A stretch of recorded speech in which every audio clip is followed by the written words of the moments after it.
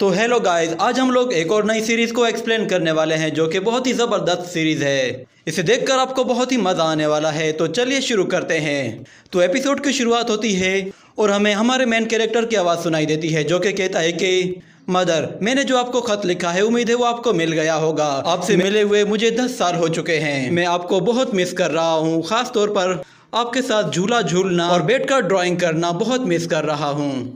जिसके बाद हमें उसके आसपास बहुत सारे मॉन्स्टर्स को दिखाया जाता है और इसी के साथ ये सीन यहीं कट होता है। हमें 10 साल पहले का सीन दिखाया जाता है जिसमें हम देखते हैं कुछ बच्चों को जो कि फुटबॉल खेल रहे होते हैं और वो लोग भागते हुए लोगों के बीच में से गुजर रहे होते हैं। इतने में एक कुत्ता उनके ऊपर भौंकने लगता है, जिसके बाद जमीन से कोई अजीब सी चीज निकलती है और कुत्ते को अपने साथ अंदर ले जाती है। जिसके बाद हम देखते हैं कि वो बच्चे आगे बढ़ने लगते हैं और खेलते हुए वो लोग एक औरत से टकरा जाते हैं। जिसके बाद वो औरत कहती है कि मेंगचुआन जरा संभल कर खेलो। तो वो कहता है कि नेक्स्ट टाइम ध्यान रखूंगा।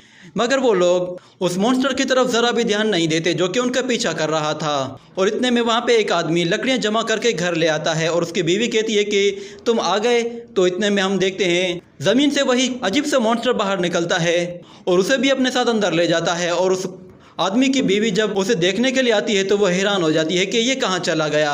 और दूसरी तरफ हम देखते हैं कि वो बच्चे अभी भी खेल में मसरूफ़ होते हैं और वो मॉन्स्टर उनके पीछे ही पड़ा हुआ होता है और रास्ते में आने वाली हर चीज़ को वो खाना शुरू कर देता है। मगर वो बच्चे अभी भी अपने खेल में मसरूफ़ थे और उन्हें पता ही नहीं था कि उनके आसपास कितनी बड़ी मुसीबत मंडरा रही है।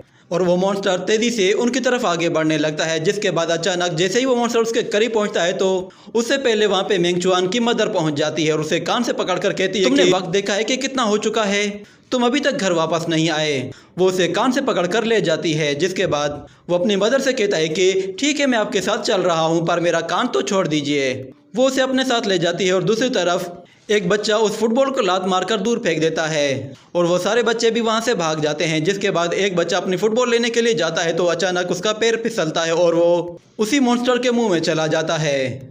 जिसके बाद ये सीन यहीं कट होता है। अगले सीन में हमें दिखाया जाता है कि मेंगचुआन अपनी मदर के साथ एक जगह बैठा हुआ होता है। उसकी मदर पीछे मुड़कर देखती है कि मेंगचुआन कुछ ड्राइंग बना रहा है। तो वो उठकर उसके पास आती है और उससे कहती है कि क्या तुम जो ड्राइंग बना रहे हो वो कंप्लीट हो गई। तो मेंगचुआन कहता है कि हाँ। वो उसे अपनी ड्राइंग दिखाता है जिसे देखकर वो कहती है कि तुम्हारे सामने इतनी खूबसूरत ब्यूटी बैठी हुई है और तुम दरख्तों की तस्वीर बना रहे हो। तुम सच में बहुत ही अनरोमांटिक बच्चे हो। तो मेंगचुआन कहता है कि क्या मैं इस ब्यूटी से ही जान सकता हूँ कि वो मुझे यहाँ पर क्यों लेकर आई है, कहीं ये इसलिए तो नहीं कि वो मेरे साथ झूला झूलना चाहती है।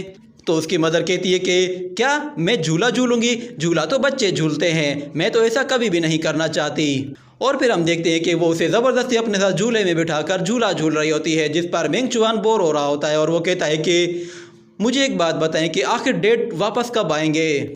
तो उसकी मदर कहती है कि वो कुछ ज़रूरी काम के लिए टाउन से बाहर गए हुए हैं और उन्हें आने में काफ़ी टाइम लगेगा। जिसके बाद हम उसके फादर को देखते हैं जो कि मेंगफू रेजिडेंस जाता है और वहाँ पे जाकर उन लोगों से मॉन्स्टर से लड़ने के लिए मदद मांगता है।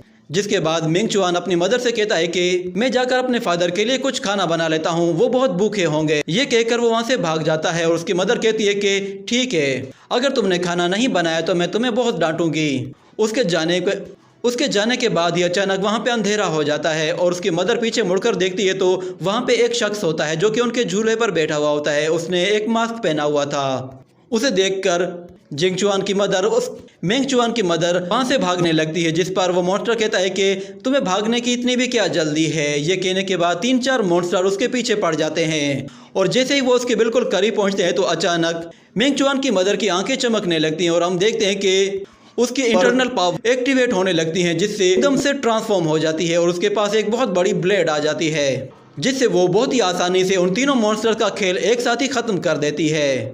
ये देखकर वो मास्क मैन उसकी तरफ आगे बढ़ता है। जिसके बाद मेंगचुआन की मदर भी उसे मारने के लिए आगे बढ़ती है और उस पर अपनी स्पिनिंग ब्लेड थ्रो करती है, मगर वो मास्क मैन उसके स्पिनिंग ब्लेड को वहीं पे रोककर डिस्ट्रॉय कर देता है। जिसके बाद ये सीन यहीं कट होता है। अगले सीन में हम लोग दोबारा से मेंगचुआन को देखते हैं जो कि ग्राउंड में आ जाता है। वो देखता है कि वो फुटबॉल वहाँ पे पड़ी हुई है मगर वहाँ पे कोई भी लड़का मौजूद नहीं है, जिस पर वो काफ़ी हैरान होता है। और फिर उसे गांव में कुछ आग लगी हुई नजर आती है, जिस पर वो काफ़ी हैरान होता है और वो वहाँ भागने की करता है। जब वो गांव के पास पहुँचता है तो वो देखता है कि वहाँ हर तरफ आग लगी हुई है और मॉन्स्टर्स ने वहाँ पे हमला कर दिया है। जैसे ही वो थोड़ा आगे जाता है तो एक बंदे के हाथ के ऊपर उसका पैर पड़ता है, जिसे देखकर वो डर के मारे वहीं गिर जाता है और वो देखता है कि वो मॉन्स्टर एक बंदे को खा रहा है, जिस पर वो काफ़ी डर जाता है। और फिर वो मॉन्स्टर एक लेडी के पीछे भागता है, जिस पर मिंग चुआन को काफ़ी गुस्सा आता है। वो मॉन्स्टर उस लेडी को जैसे ही खाने की कोशिश करता है तो मिंग चुआन एक डंडा लेकर उसके सिर पे दे मारता है, जिससे वो उसे उठाकर दूर फेंक देता है। और वो उस लेडी से कहता है कि आंट माई, आप ठीक तो हैं?